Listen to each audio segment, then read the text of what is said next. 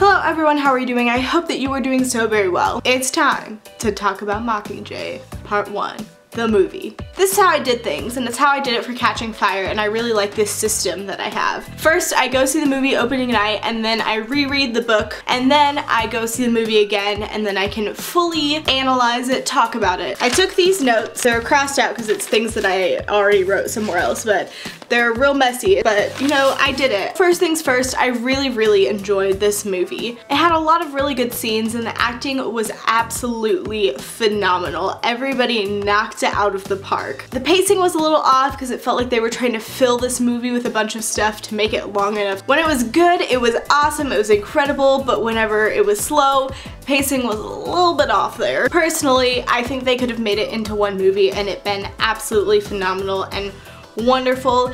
It might have felt rushed a little bit on some parts. I'm glad they could explore some things a little bit more fully, but honestly, my ideal Mockingjay movie would be one part, not two. So now we've come to the part where there will be spoilers for the movie. If you haven't seen it yet, bye-bye. You heard my thoughts without any spoilers, and now it's gonna be spoilery for the movie and for the book if you haven't already gathered that. Let's talk about the characters and the acting and the actors first. Guys, this cast is absolutely phenomenal. We struck gold with the freaking Hunger Games cast. They're so good. Jen was magnificent as always. She is a really great Katniss. She gets where Katniss is coming from. She displays her emotions so well. I love it. I like Liam Hemsworth. He does a really good job with Gale. I don't really feel like they've portrayed Gale really well in the movies, but I think he does a really good job. Peeta, my baby, my little baby. He was incredible in this movie, especially at the end, but like through his videos that they showed, just freaking Josh Hutcherson. Mad props, dude, mad props. You are incredible. I really liked Coin, and I really like that they gave her a more active role in the movies. She feels like the Coin in the first part of the book, where she's kind of slightly a little manipulative and kind of working things out for her favor, but she seems nice altogether. Her speech, spot on. She wasn't as directly threatening as she was in the book, but she was still really manipulative in how she portrayed like them going after the victors and saying Katniss's different, you know, requests that she has in order to be the Mockingjay. She still feels really manipulative in that, and I really enjoyed seeing that Coin on the screen. Boggs was great. The press team was great with Cressida and all of them. They were awesome. Absolutely on point with their characters in the book. They all have brought these characters to life in an incredible way. Finnick was great. He wasn't as unstable as he was in the book, but I still really enjoyed his acting. I just love him so much. I'm so glad that they decided to put Effie in these movies because it makes a lot more sense for her to be there than Katniss's prep team, because those characters weren't really developed in the other movies. They were there and they had roles, but they weren't like huge characters like they are in the books. Effie was that character. So to have her in District 13 and in this movie was perfect, spot on, so good, and I'm glad that they made that change. It made a lot of sense to make that change. And Snow, we can't forget about Snow. That dude is freaking evil, and he's so much better in the movies than he is in the books. He's a lot more intimidating, he's a lot meaner, and you get to see like his behind the scenes stuff, which makes him even worse.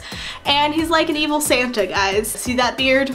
That white beard, he's an evil Santa. The costuming was also really good. The jumpers for District 13 were so ugly, which is how they're described in the book. They were unflattering on everyone, which was perfect. And also the video man's equipment, it looked like an insect like they mentioned in the books. It looked like they had like a shell on the back. It wasn't like a full body shell, but it looked like they were insects, which I thought was a really cool nod to the books. I was like, I see that, I see that. Going back into some characters in depth, I didn't feel like the Gale plot was really necessary. I like Peeta better, but Gale actually had a plot and a point in the books. He like furthered the plot along in a lot of different ways, and he really was Katniss's best friend, her confidant, her everything.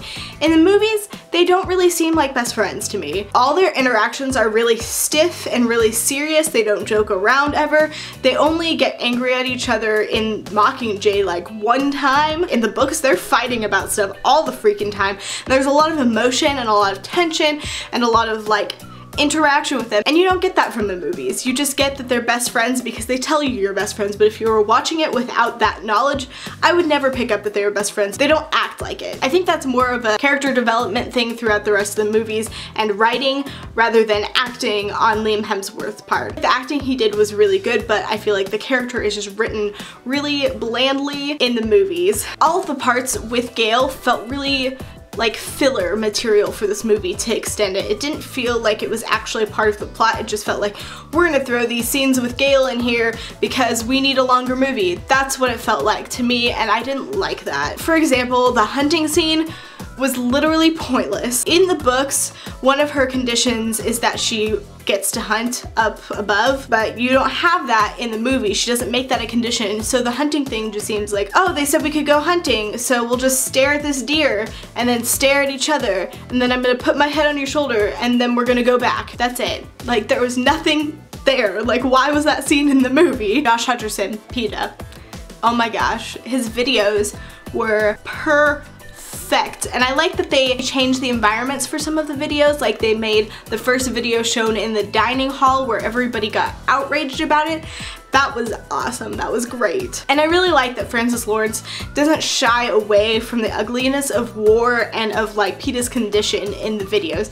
He makes it blatantly obvious that PETA is being extremely mistreated, and he has like the whole bobblehead syndrome going on that's really hard to watch, but it's really, really necessary. Also, Josh's acting at the end where he goes after Katniss and like goes to choke her, and then also at the very, very end where he's like struggling against the restraints. Oh, so many emotions, and Josh did just perfectly encapsulated that PETA that's just mentally disturbed and troubled from all the hijacking.